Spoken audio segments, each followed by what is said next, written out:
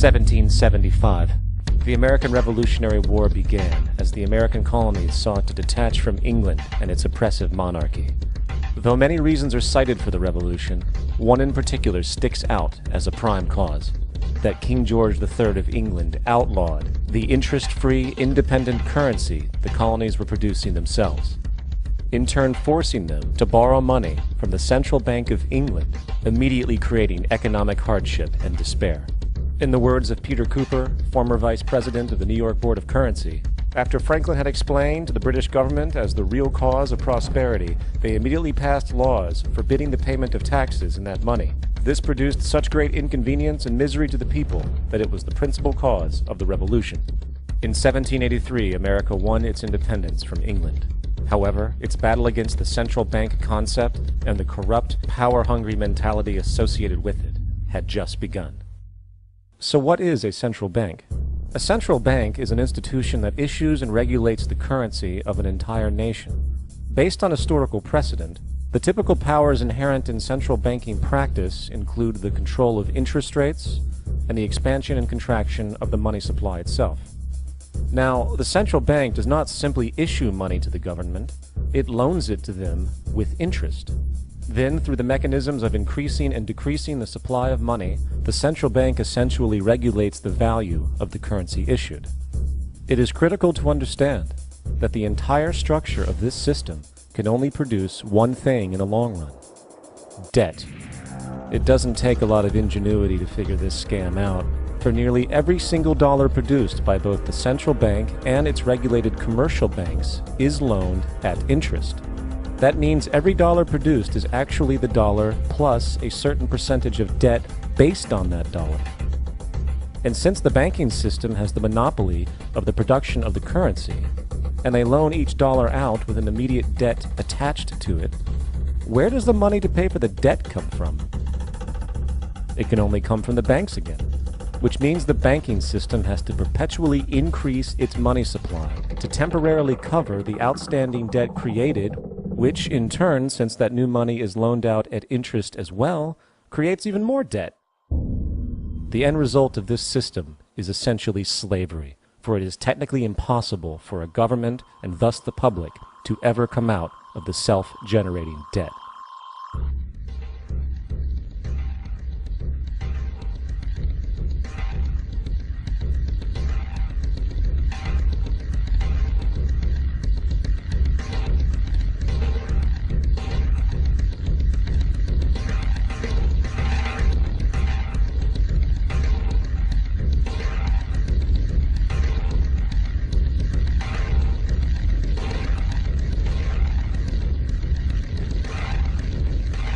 By the early 20th century, the U.S. had already implemented and removed a few central banking systems, which were maneuvered into place by ruthless banking interests. At this time, the dominant families in the banking and business world were the Rockefellers, the Morgans, the Warburgs, the Rothschilds.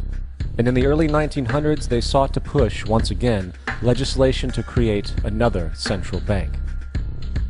However, they knew the government and public were very weary of such an institution, so they needed to create an incident to affect public opinion. So, J.P. Morgan, publicly considered a financial luminary at the time, exploited his mass influence by reportedly creating rumors that prominent banks in New York were insolvent or bankrupt. Morgan knew this would trigger mass hysteria and a systemic crisis. And it did. The public, in fear of losing their deposits, immediately began mass withdrawals. Consequently, the banks were forced to call in their loans, causing the recipients to sell their property, and thus a spiral of bankruptcies, repossessions, and turmoil emerged. Putting the pieces together years later, Congressman Charles Lindbergh wrote, "The King bankers put in motion in 1907 a great scheme. They had gambled and speculated on Wall Street until so many watered stocks and bonds had been manufactured. The King bankers knew the condition and informed the favored of their friends what was to come. There was to be a panic in the fall of 1907 that would be advertised as the result of our bad banking and currency laws."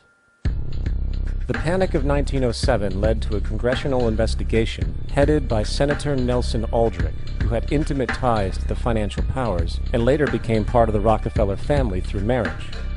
The commission led by Aldrich recommended a central bank should be implemented so a panic like 1907 could never happen again. This was the spark that the bankers needed to initiate their plan.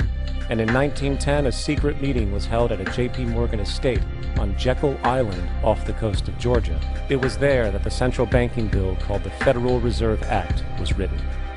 This legislation was written by bankers, not lawmakers. This meeting was so secretive, so concealed from government and public knowledge, that most of the figures who attended disguised their names when en route to the island. After this bill was constructed, it was then handed over to their political frontman, Senator Nelson Aldrich, to push through Congress. And in 1913, with heavy political sponsorship by the bankers, Woodrow Wilson became president, having already agreed to sign the Federal Reserve Act in exchange for campaign support. And a few days before Christmas, when much of Congress was at home with their families, the Federal Reserve Act was voted in, and Wilson in turn made it law. The night before its passage, Congressman Charles Lindbergh pleaded, "This act establishes the most gigantic trust on earth. When the President signs this act, the invisible government by the money power will be legalized." Now, the public was told that the Federal Reserve System was an economic stabilizer, and inflation and economic crises were a thing of the past.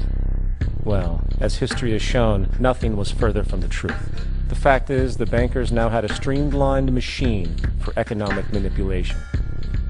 It's alive! It's alive! It's alive! For example, from 1914 to 1919, the Fed substantially increased the money supply, resulting in extensive loans to small banks and the public. Then, in 1920, the Fed deliberately contracted credit in an extreme way, thus resulting in banks having to call in large numbers of loans, and, just like 1907, bank runs, bankruptcy, and systemic collapse occurred. Numerous competitive banks outside of the Federal Reserve System collapsed, further consolidating the monopoly of the money trust cartel. Privy to this scheme, Congressman Charles Lindbergh pronounced, "Under the Federal Reserve Act, panics are scientifically created. The present panic is the first scientifically created one, worked out as we figure a mathematical equation." However, the panic of 1920 was just a warm-up. From 1921 to 1929, the Fed again increased the money supply, resulting once again in extensive loans to the public and banks. There was also a fairly new type of loan in the stock market, the broker call loan. Very simply, this loan allowed an investor to put down only a fraction of the stock's value, with the rest being loaned from the broker. This method was very popular in the roaring 1920s, as everyone seemed to be making money in the market. However, there was a catch to this loan. It could be called in at any time and had to be paid within 24 hours. And the typical result was the selling of the stock purchased with that loan. So, a few months before October in 1929, J.D. Rockefeller, Bernard Baruch, and other insiders quietly exited the market, knowing the bubble created was about to burst. And on October 24, 1929, the financiers who furnished the call loans started calling them in masse. This sparked an instantaneous massive sell-off in the already inflated market, as sell orders and margin calls were systemically triggered. That then led to mass bank runs, eventually collapsing thousands of banks, enabling the large banks to buy up the now failed ones at a discount. But it didn't stop there. Rather than expanding the money supply in order to recover from this economic collapse, the Fed actually contracted it, fueling one of the largest depressions in American history. Outraged, Congressman Louis McFadden, then chairman of the House Banking Committee, filed petition for impeachment against the Federal Reserve Board, stating, "Mr. Chairman, we have in this country one of the most corrupt institutions the world has ever known.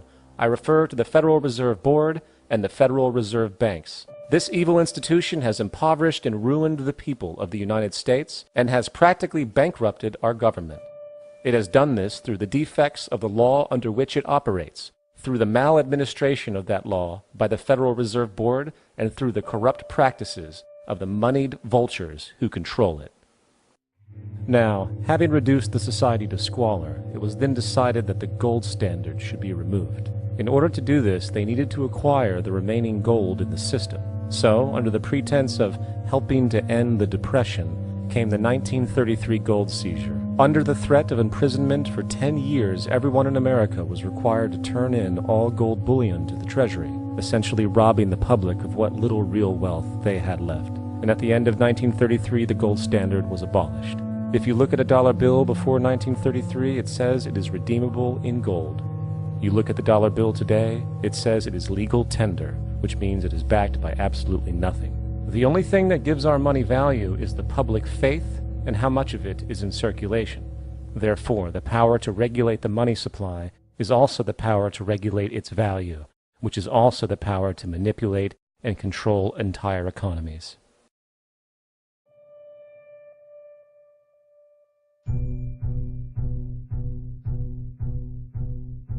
It is important to clearly understand, the Federal Reserve is a private corporation. It is about as Federal Express. It makes its own policies and is under little regulation by the U.S. government. It is a private bank that loans all the currency at interest to the government, completely consistent with the central banking model that the country sought to escape from when it declared independence in the American Revolutionary War. Now, going back to 1913, the Federal Reserve Act was not the only bill pushed through Congress for the vested financial interests. They also pushed its partner, the federal income tax. First of all, the federal income tax is completely unconstitutional, as it is a direct, unapportioned tax, and the required number of states needed in order to ratify the amendment to allow the income tax was never legally met, and this has even been cited in modern court cases.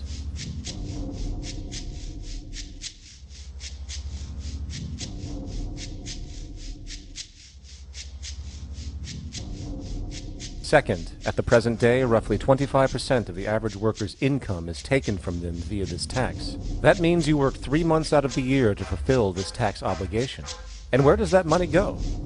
Well, according to the Grace Commission report of the 1980s, 100% of what is collected is absorbed solely by interest on the federal debt and by federal government contributions to transfer payments. In other words, all individual income tax revenues are gone before 1 nickel is spent on the services which taxpayers expect from their government. Today, the money Americans make working 3 months out of the year goes almost entirely to the interest fees charged for the debt-based fiat currency. The fact is, the federal income tax exists to feed the Federal Reserve federal government money machine, making sure the interest payments are always there. And third, even with the government claim as to the legality of the income tax, there is evidently no clear statute, no law in existence that requires you to pay this tax.